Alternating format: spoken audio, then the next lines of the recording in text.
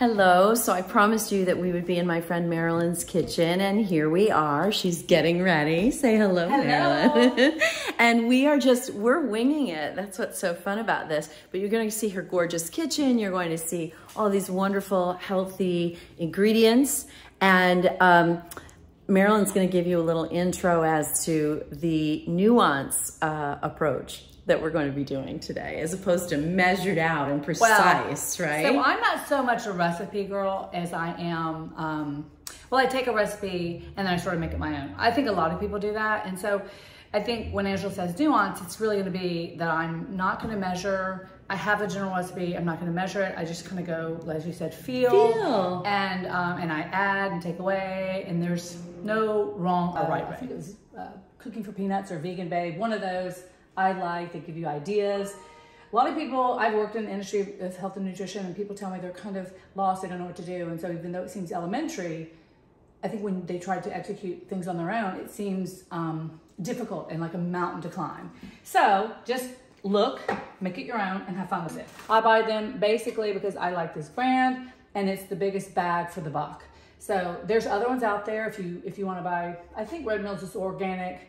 I suggest anything like that that's grown in the dirt, buy organic. But I honestly bought it because I do like this brand, and it's cheaper per ounce than the others that it's competing with. And you said some people wash them and some people don't. Yeah, some you people don't. Yeah, some people wash their lentils, and I don't. They get sticky when you do that. I think a little dirt never killed anybody, you know? So I'm going for it. So I kind of just make this up as I go along. I pour in what feels like a decent amount. See the bottom if you really wanted to. Red lentils break down different than earthy lentils, in that they kind of turn into like porridge.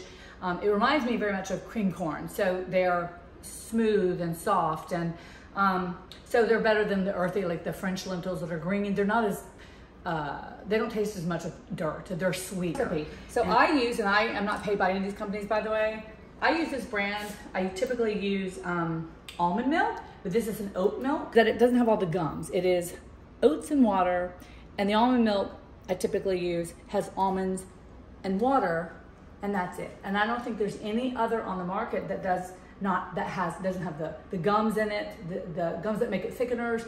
Some of those gums are said to be pro-inflammatory, and most people don't want that. So, and I don't want that. And I want to know where my calories are coming from. Just fill in here. And again, I'm doing it by feel. I'm going to go over the line of my lentils. Again, I'm making a batter. I use a boatload of cinnamon. Cinnamon is really good for controlling blood sugar. And I buy everything from Costco because I like to cook and I have lots of bulk. So again, you're using a lot, and you can put as little as much as you want in it. Okay, again, I mean, I don't think anybody doesn't like something. You can't overdo it. Can't overdo it. I mean, gotcha. So I like to put sesame seeds in it. It gives it a unique flavor, kind of more flavor, but they're just sesame seeds. And they're really good for you. Sesame seeds have really good lignans in them. They're very powerful antioxidants. So they're called lignans, and really it's the woody part of the seed, even though it doesn't look woody. The husk on it is berry. You could use honey if you wanted to. I used medjool dates, and these dates are pitted. So I didn't realize that when I bought them. I usually buy them from Costco in a big bag where they're already pitted. And this has a berry, I just use a knife, it pops right out. Again, the level of sweetness, whole thing, they're very high in potassium, iron. So good for you. Very good for you, but they're not a free food. They're in that this is a plum filled with fiber and water before it was this. Let's think about it that way. Take a raisin, it's a grape before you shrink it down. And when you get rid of the volume, you condense the sugars, which is why any dried fruit can be just very high in calories because of the density, and they're easy to pop in your mouth. 1, 2, 3, 4, 5. Next thing you know, so I put 3 in here. I typically put 2, but I'm getting carried away and going for it. So this is the only thing which I think is goofy of me, that I will use a ½ a teaspoon of baking soda. The baking soda is your leavener, and it's going to kind of give it a little bit more loft. You do need a leavener in here. I think you do. I've never made it any other way. So I just put a ½ teaspoon baking soda in there. And voila. So I start slow. And then you can kind of tell based on, you're creating a batter. It's too watery, it's too thick, you can adjust it. I'm going to turn it up. Because we're going to blend this to a batter. Okay, so now I can smell the cinnamon. Yeah, this one's kind of dark. Sometimes it's a brighter kind of orangey color because I put a lot of cinnamon. I don't think I overdid it, but and you added some extra oat milk while it was blending, and what you just were kind of, again, that feel of saying I think it needs to be a little more liquidy. I can tell by the viscosity, the spin of it, if it's going to pour. Versus, and what you're gonna do, you're gonna pour it into a waffle maker. Yeah. So I just, based on feel, I can tell it's more of a batter. Or I can pour this into the waffle maker, and then voila, you have a waffle. So we'll go over here, the waffle maker is already hot. I spray a little cooking spray here.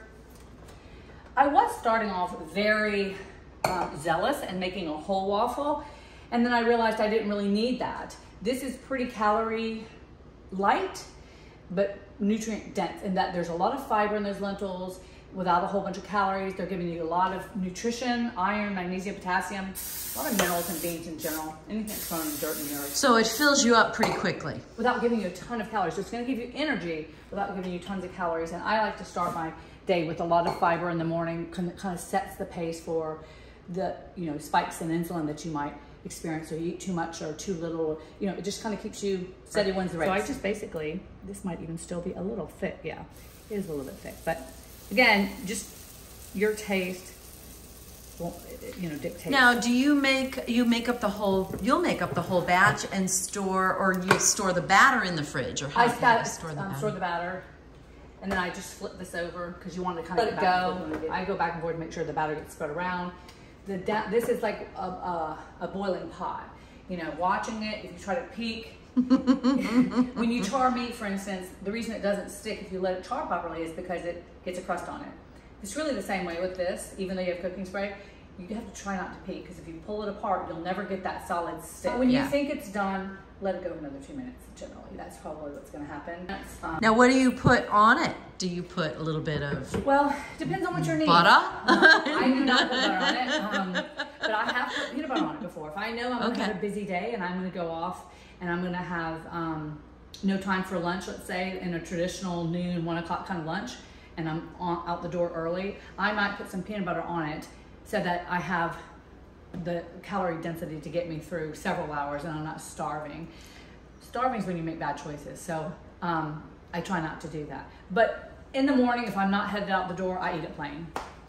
But I'm kind of a nerd that way with food. I don't need a lot of extras on it. It's getting the job done for me.